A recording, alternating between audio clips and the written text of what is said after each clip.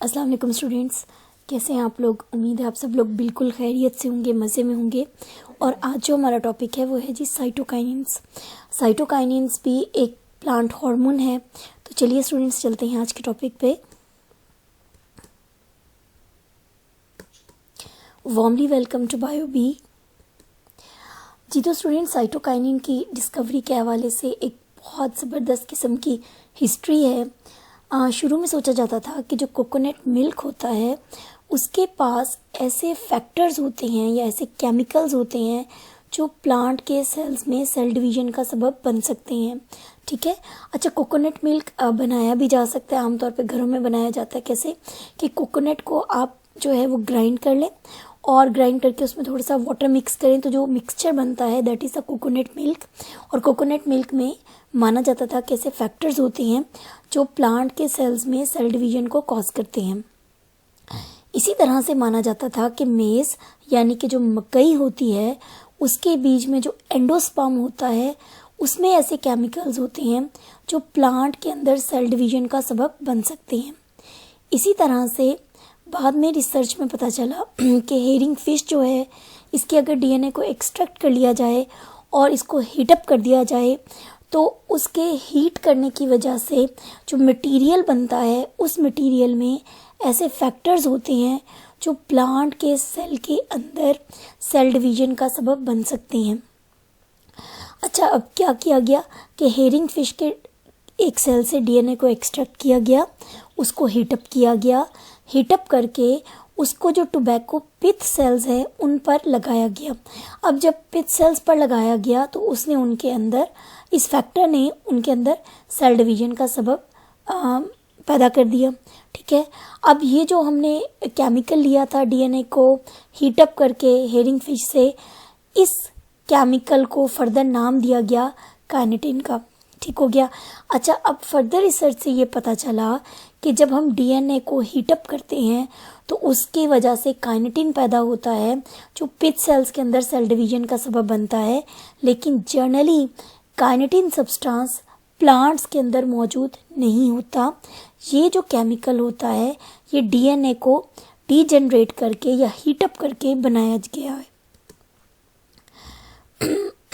बाद में लिथियम ने 1963 में एक्सट्रैक्ट किया यानी कि निकाला, फिर उसको प्यूरिफाई किया, फिर उसको क्रिस्टलाइज किया मेज़ के ग्रेन से एक सब्सटेंस को। वो जो मेज़ के ग्रेन से जो सब्सटेंस एक्सट्रैक्ट किया गया था that is actually a hormone. ठीक हो गया। अच्छा, यानी कि मकई के दानों से या मकई के बीजों से लिथियम ने हार्मोन को बाकायदा निकाला, प्यूरिफाई किया, क्रिस्टलाइज किया। अब उस हार्मोन को जब नाम दिया गया तो उसको नाम दिया गया ज़ियाटिन का। ठीक है। ज़ियाटिन जो है देखा गया कि वो बहुत सारे पौधों में पाया जाता है। सबसे अहम बात ये निकली कि ज़ियाटिन और काइनेटिन केमिकली एक ही जैसी चीज़ें होती हैं। ये दोनों के दोनों सब्सटेंस इस काबिल होते हैं कि वो प्लांट के सेल्स में सेल डिवीजन का सबब बन सकें। अब इस तरह के जितने भी सब्सटेंसेस होते हैं जो प्लांट्स के अंदर सेल डिवीजन का सबब बनते हैं उनको नाम दिया गया है साइटोकाइनिन्स का। अच्छा, अगर आप लफ्ज़ देखें साइटोकाइनिन तो साइटो का मीन होता है साइटोप्लाज्म से लिया गया है। ठीक है। काइनिन काइनेसिस या डिवीजन के हवाले से है। ठीक है। तो साइटोकाइनिन बेसिकली काइनेसिस से जो है वो एक्सट्रैक्ट किया गया है यानी कि सेल डिवीजन। ठीक है। चलें, साइटोकाइनिन चूँकि एक बहुत इम्पॉर्टेंट हार्मोन है और प्लांट में ग्रोथ का हार्मोन है। कैसे ग्रोथ कॉज करता है? सेल डिवीजन प्रोड्यूस करके। ठीक है। यानी कि सेल्स को डिवाइड करवाता है। अच्छा, ये किन सेल्स को डिवाइड करवाता है? एपिकल मेरिस्टेम के सेल्स को और कैम्बियम को। लास्ट टाइम जो मैंने पिछला लेक्चर अपलोड किया था उसके अंदर मैंने डायग्राम में, प्लांट की डायग्राम में आपको एपिकल मेरिस्टेम भी दिखाई थी और आपको स्टेम का जो ट्रांसफर सेक्शन लिया था उसकी डायग्राम में मैंने आपको कैम्बियम भी दिखाई थी। ये दोनों के दोनों मेरिस्टेमेटिक सेल्स होते हैं और इनके अंदर सेल डिवीजन को पैदा करने का सबब हमेशा साइटोकाइनिन होता है। जब ज़्यादा सेल्स बनते हैं तो स्टेम ज़्यादा ग्रो करता है। इसी चीज़ को हम स्टेम ग्रोथ कहते हैं। साइटोकाइनिन की एक और खूबी ये होती है कि ये इनहिबिट करता है। इनहिबिट का मतलब होता है रोक देता है प्राइमरी रूट ग्रोथ को, ठीक है। यानी कि जो प्राइमरी रूट ग्रोथ है या टैप रूट आप समझें, उसकी ग्रोथ को रोक देता है। लेकिन यही साइटोकाइनिन बहुत ज़्यादा प्रमोट करता है, बढ़ाता है लेटरल रूट ग्रोथ को। अच्छा, प्राइमरी रूट ग्रोथ वो होती है जिसने बिल्कुल नीचे ज़मीन की गहराइयों में जाना होता है, जबकि जो लेटरल रूट ग्रोथ होती है उसने दाएं बाएं या अतराफ में बढ़ना होता है। तो ये लेटरल रूट ग्रोथ को बढ़ाते हैं, जिसकी वजह से रूट का सरफेस एरिया बढ़ता जाता है अतराफ में, और वो इर्द गिर्द की ज़मीन से आसानी से पानी और मिनरल्स को एब्जॉर्ब कर सकते हैं। इसी तरह से साइटोकाइनिन बर्ड इनिशिएशन करवाता है, यानी कि अगर कोई कैलस है या कोई प्लांट सीडलिंग है तो उसमें बर्ड्स को बनवाता है। इसी तरह से लीफ है अगर, तो लीफ की ग्रोथ को प्रमोट करता है, उसको बढ़ाता है। साइटोकाइनिन भी एक हार्मोन होता है जो फ्रूट की ग्रोथ करवाता है, फ्रूट को इनलार्ज करवाता है, राइप करवाता है और उसको मैच्योर करवाता है।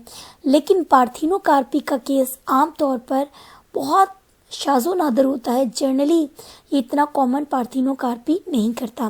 पार्थिनोकार्पी मैंने लास्ट टाइम भी बताया था, ऐसे फ्रूट्स होते हैं जिनके अंदर कोई बीज नहीं होता। साइटोकाइनिन शाज़ो नादर ही पार्थिनोकार्पिक फ्रूट बनाता है, अदरवाइज ये पार्थिनोकार्पिक फ्रूट नहीं बनाता। ये सिंपल फ्रूट ग्रोथ में इन्वॉल्व होता है।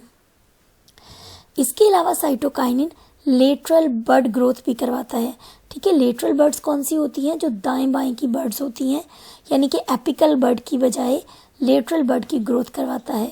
आपको याद होगा, मैंने कल भी बताया था, पहले भी बात की थी कि एक होती है एपिकल बर्ड, ठीक है। एपिकल बर्ड की ग्रोथ करवाता है ऑक्सिन और जिब्रेलिन उसको फैसिलिटेट करता है, लेकिन ये उसके एंटागोनिस्टिक होता है ऑक्सिन के, और ये एपिकल ग्रोथ को रुकवाता है और लेटरल बर्ड की ग्रोथ को पैदा करवाता है।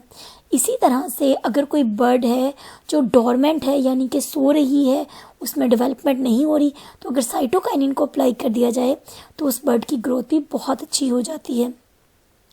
इसी तरह से साइटोकाइनिन लीफ सीनेसेंस को रोकता है। लीफ सीनेसेंस का मतलब है लीफ की एजिंग को रोकता है, ठीक है।